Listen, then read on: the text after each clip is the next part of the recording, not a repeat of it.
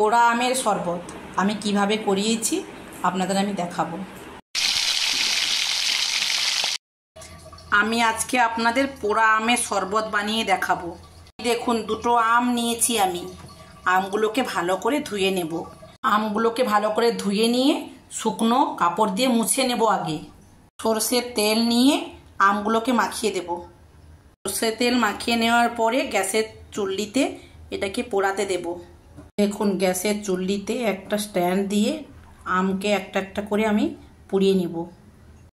একদিকে আমটা পোড়ানো একটু হয়ে গেলে আর অন্যদিকে আমটিকে উল্টে দেব, দুপাশে যেন সমানভাবে পোড়ানো হয়। দেখুন, দুটো আম আমি ভালো করে পুড়িয়ে নিয়েছি।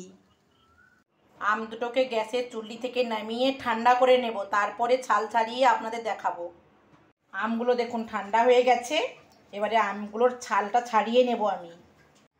দেখুন, আমগুলোকে ভালো করে ছাল তুলে দিয়েছি। তারপরে কি করি আপনাদের আমি দেখাবো। আমের ছাল ছাড়িয়ে নেওয়ার পরে আমের মাড়গুলোকে আমরা বের করে নেব।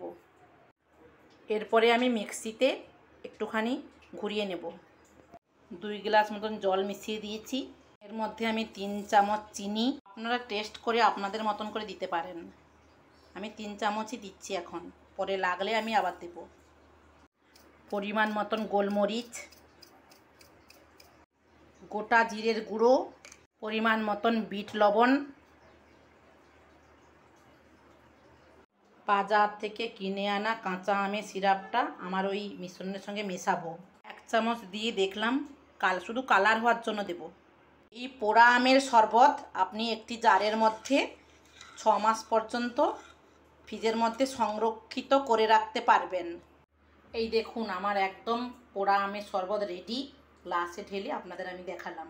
আপনারা এইভাবে তৈরি করবেন, দেখবেন খেতে খুব ভালো লাগবে। আপনাদের আজকে আমি তৈরি করে দেখিয়েছি আম পোড়ার শরবত।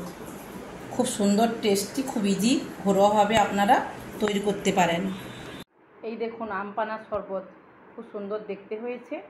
এই খেয়ে টেস্ট করছি, খুব সুন্দর টেস্ট হয়েছে। আপনারা করবেন সবাই, দেখবেন খুব ভালো লাগবে।